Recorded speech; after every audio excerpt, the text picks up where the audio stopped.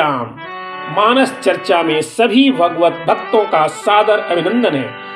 आज हम भगवान श्री राम की बारात में जनकपुर वासियों का अद्भुत विनोद इस पर चर्चा करेंगे। आइए हम चलते हैं भगवान श्री राम की बारात में और जनकपुर वासियों के विनोद का आनंद लेते हुए हम भी उसमें शामिल होते हैं। देखिए, बारात जनकपुर पहुंच गई और माता सीता जी अपना प्रभाव दिखाती हैं। बाबा गोस्वामी जी लिखते हैं, जानी सिय बरातपुर आई, कछु निज महिमा प्रगट जनाई। श्री जानकी जी ने समस्त सिद्धियों का आह्वान किया और भूप पहुनई करन पठाई। सिय महिमा रघुनायक जानी, हर से हृदय हेतु पहचानी। अब बारात तो ठहर गई पर राम जी वहां नहीं है। राम जी गुरु जी के पास हैं। अब गुरु जी के पास तो है राम जी, पर पिताजी के दर्शन की लालसा है। पर गुरु जी से संकोच बस कह नहीं सकते। सकुच न कही न सकहि गुरु पाही, पर विश्वामित्र विनय बड़ी देखी। लेकर चले महाराज दशरथ जी ने जब विश्वामित्र जी को राम जी और लक्ष्मण जी के संग देखा तो गुरु जी को सादर प्रणाम किया। राम जी ने जब दशरथ जी को प्रणाम किया तो राम जी को दशरथ जी ने हृदय से लगा लिया। तुलसीदास जी ने तब उपमा दी है, कहा कि जब राम जी को हृदय से लगाकर दशरथ जी मिले तो यह नहीं लिखा कि पिता पुत्र मिल रहे हैं, यह भी नहीं लिखा कि भक्त और भगवान मिल रहे हैं। कहा कैसा लगा, ऐसा लगा, कैसा लगा। सुत और लाई तो सह दुख मिटे, मृतक शरीर प्राण जनु भेटे। सुत और लाई दुसह दुख मेटे, मृतक शरीर प्राण जनु भेटे। जैसे मृतक को प्राण मिल गए हो। मम जीवन तिन तुम ही अधीना, जनवासे में राम जी आए राम ही देखे। बारात जुड़ानी प्रीति की रीति न जात बखानी। मिथिलेश के धाम विनीत चले, समधि बन के अवधेश धनी। दुल्हा हूँ विवाह के हेतु बने, बिनु बाप के श्री रघुवंश बनी। दुल्ही श्री जानकी के गृह में, जननी ने नहीं धरनी ने जनी। दुल्ही श्री जानकी के गृह में, जननी ने नहीं धरनी ने जनी। कतहु नहीं देख सुनी, अब लो बर के बिन जात बारात बनी। अब जनकपुर में चर्चा हुई। पहले तो कह रही थी सखिया कि राम जी का विवाह श्री सीता जी से हो। अब क्या कह रही है कि जैसे राम लक्ष्मण ऐसे ही दो और राजकुमार आए हैं तो क्या हो भाई, ब्याह हो चारों भाई अही।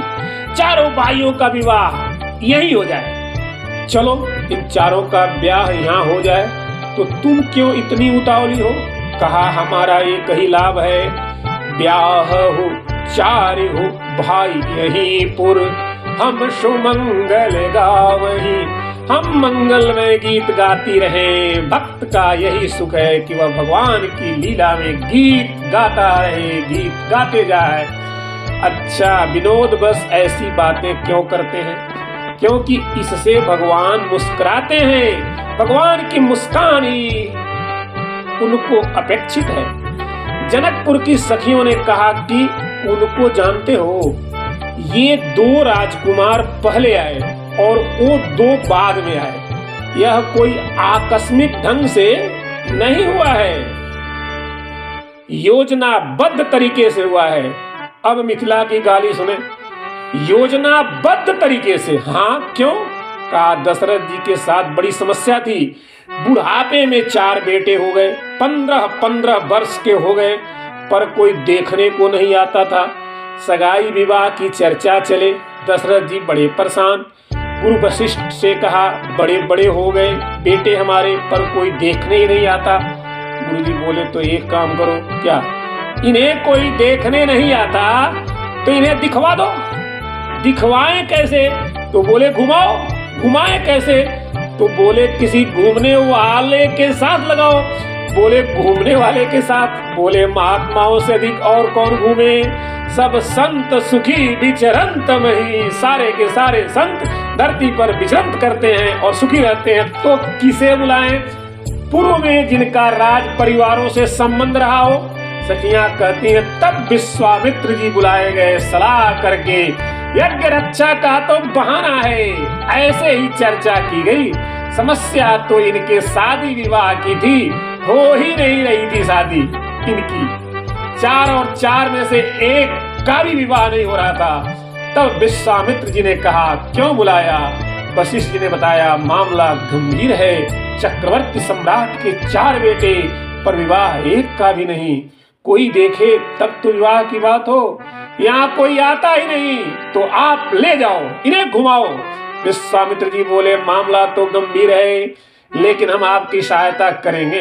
दशरथ जी बोले आप चारों को ही ले जाओ। विश्वामित्र जी बोले 4 इकट्ठे नहीं, लोगों को संदेह होगा, शक होगा। खेप में 2 बार में 2-2 करके ले जाएंगे। विश्वामित्र जी बोले 2 को हम ले जाएंगे, जब मामला तय हो जाए तो 2 को लेकर आप आ जाना। दशरथ जी ने कहा 2 को ले जाना है तो एक काम करो, क्या लक्ष्मण और भरत जी को ले जाओ, राम जी और भरत जी को ले जाओ। विश्वामित्र जी बोले दोनों एक रंग के ठीक नहीं रहेंगे, राम जी भी सांवले और भरत जी भी सांवले। तो फिर बोले एक सांवले के साथ एक गोरा लगाओ, क्योंकि एक गोरे के साथ एक सांवला तो खप जाएगा। बोले इसीलिए तो राम के संग लक्ष्मण जी, भरत जी के संग शत्रुघ्न जी लगाए गए। लेकिन सखियां कहती हैं राम जी बुरा मत मानना। धरी ध्यान सुनो धनुधारी गारी मिथिला की। धरी ध्यान सुनो धनुधारी गारी मिथिला की। श्री रघुवर अवध बिहारी गारी मिथिला की। केवल एक नमूना बस, गारी कहां से शुरू हुई? राम जी आप अभिमान मत करना अपने मन में कि हम बहुत बड़े हैं, हमारे राम को तो अभिमान है ही नहीं कि वे बुरा माने। पर श्री लक्ष्मण जी की तो आप जानते ही हो, लक्ष्मण जी को तो राम जी का ही अभिमान है। लक्ष्मण जी बोले क्यों न करें अभिमान, इन्हें ऐसा वैसा समझा है क्या? ये भगवान हैं, बड़ी मुश्किल से मिलते हैं, जन्म जन्मांतर युग युगांतर कल्प कल्पांतर, कभी कहीं किसी को इनका दर्शन मुश्किल से होता है। सखियां बोली होता तो है, लेकिन एक बात सुनो लक्ष्मण जी, ये मुश्किल से मिलते हैं, पर मुश्किल से मिलते हैं अयोध्या वालों को, जनकपुर वालों को नहीं। बड़े जतन के बाद पुत्र बनी नृप दशरथ गृह आए। अयोध्या वालों को हजारों वर्ष तपस्या करनी पड़ती है।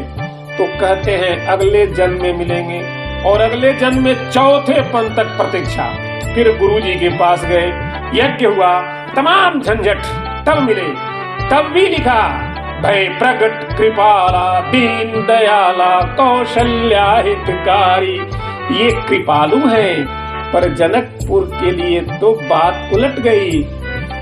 बड़े जतन के बाद पुत्र बनी नृप दशरथ गृह आए, किंतु जनकपुर समाचार सुने आ गए बिना बुलाए। किंतु जनकपुर समाचार सुने आ गए बिना बुलाए, और बन बैठे मेहमान रघुवर राम लला। काहे करत अभिमान रघुवर राम लला, काहे करत गुमान रघुवर राम लला।